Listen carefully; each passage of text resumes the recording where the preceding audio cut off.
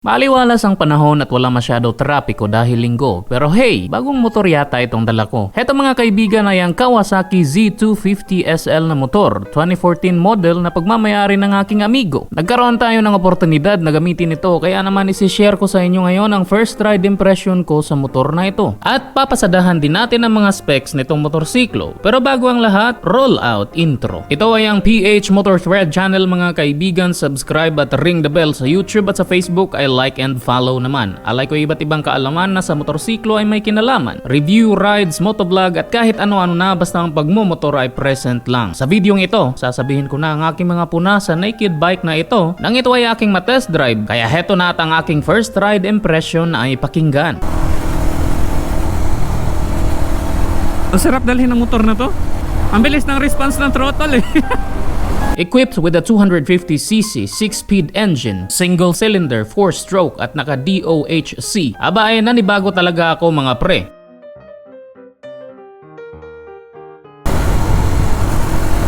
Sarap ng motor na to mga kaibigan. Napaka-responsive ng, or siguro dahil first time ko na try yung mataas sa 150cc na makina, no?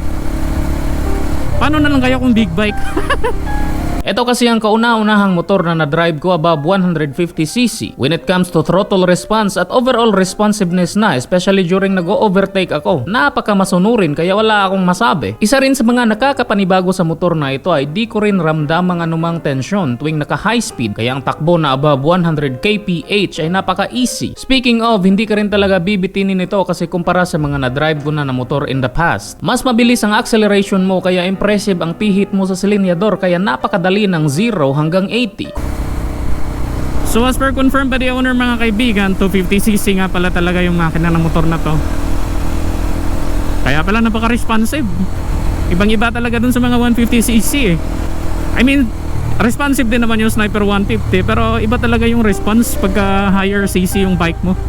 Kung suspension naman ang pag-uusapan, may sukat na 37mm na hydraulic telescopic fork ang harapan at naka-monoshock na may 5-way adjustable preload adjustment ang likuran ng motor na ito. Kaya I have this impression na apart sa city drive, baka sa off-road or rough road ang motor na ito ay pwede. Pero to be honest, based na rin sa na-experience ko, hindi ganun ka-impressive para sa akin ang kanyang suspension dahil medyo matagtag pero hindi naman nga talaga grabe. Posible din na bias na lang din ang aking judgment dahil sanay ako sa Honda ADV na ang suspension ay suabe. Maraming factors actually na posibleng makaapekto sa judgment ko dito when it comes sa suspension. Kasi pwede ring dahil lumang modelo na itong dinadala ko ay baka matigas na talaga ang play. Mabigat ang motor na ito kapag nakatigil pero sobrang gaan pag tumatakbo. May seat height na 785mm, mas mababa ng konti sa ADV kaya yakang-yaka sa mga may average height na Pilipino. Sa singitan, medyo takot ako kasi mabigat pero sanayan lang din yan siguro, ano?